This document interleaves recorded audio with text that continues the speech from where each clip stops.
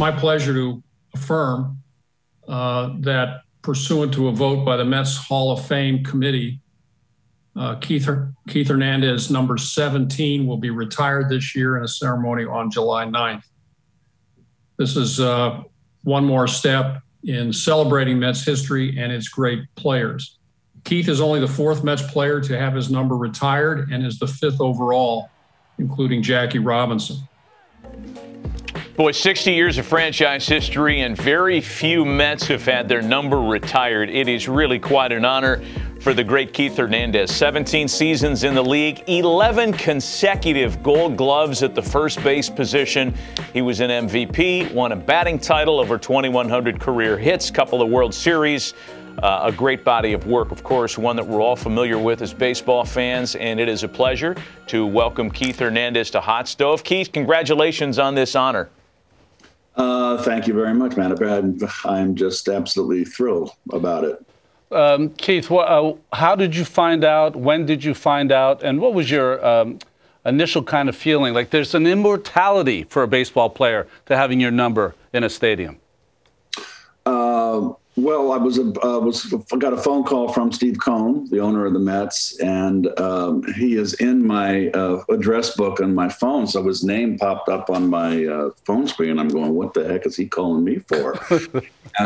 And I assumed that he wanted to talk about the team and the direction it's going and the moves that they made. So I just started chiming in, and then finally he interrupted me and said, "That's not what I've called you about. I want to let you know that we retired your number." And I just about fell off my chair.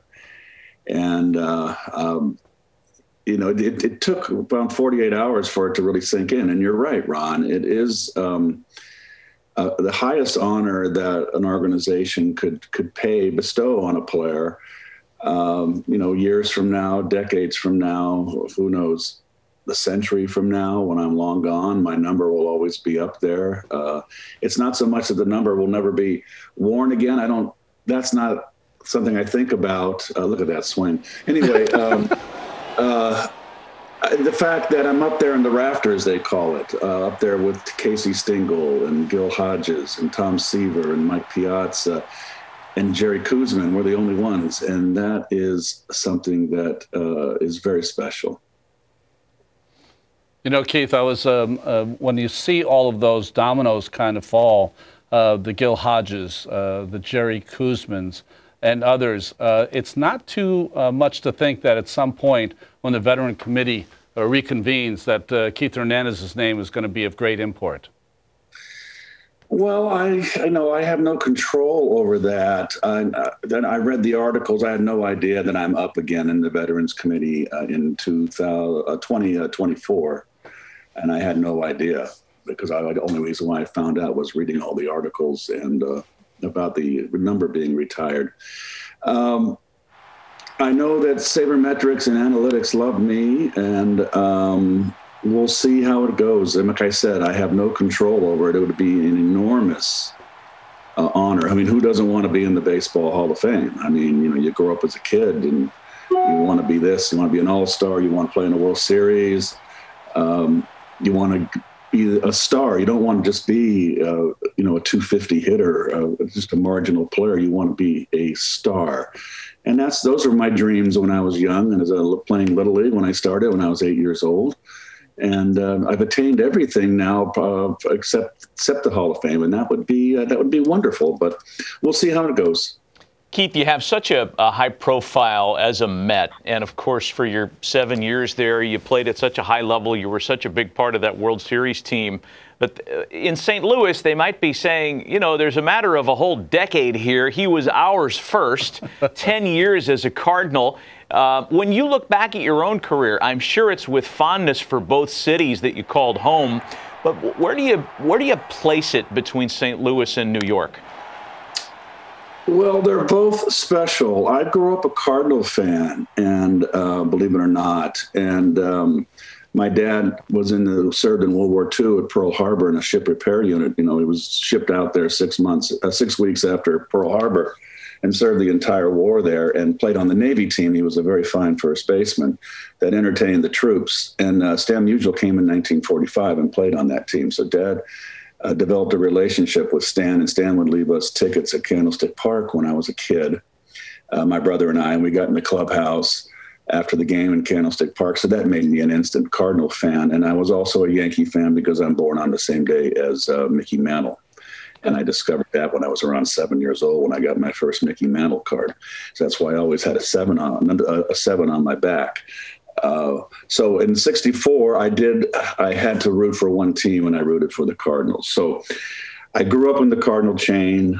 We were the generation that the '60 Cardinals with Brock, McCarver, and Gibson, and Shannon, Roger Maris.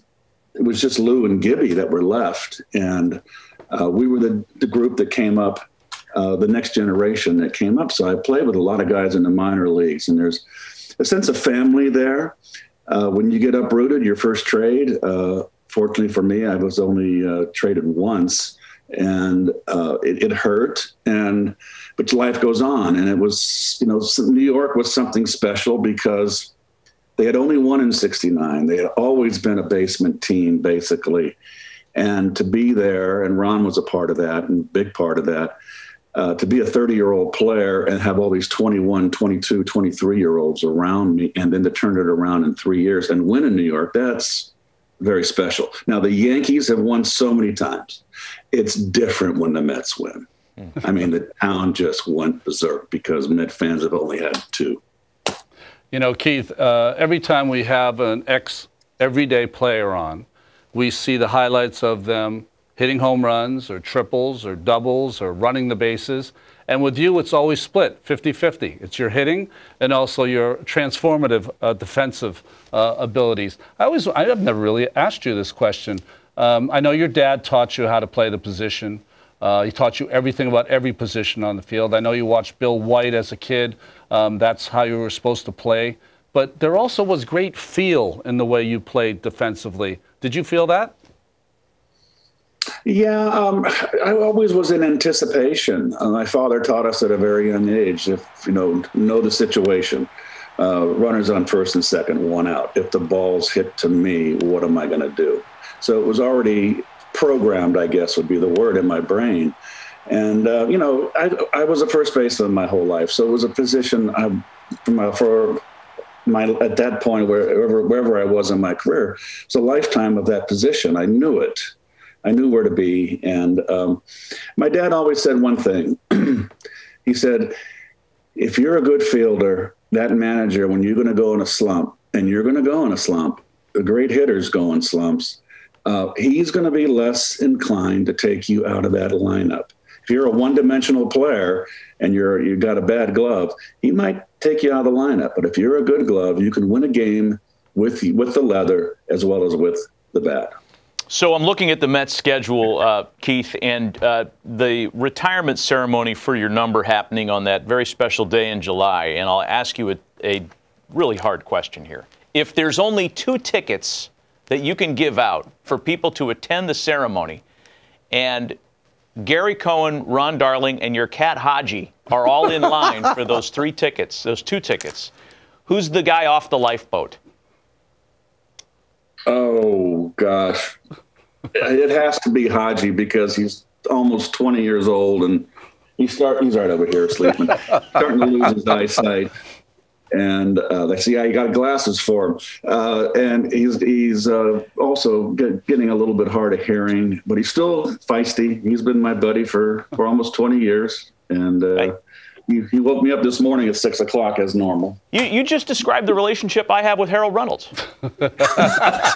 Weird. Hey, Keith, we appreciate the visit, man. Congratulations on this. This is really a great honor. Richly deserved, and we really appreciate the time this morning. Well, thanks. Thanks for having me.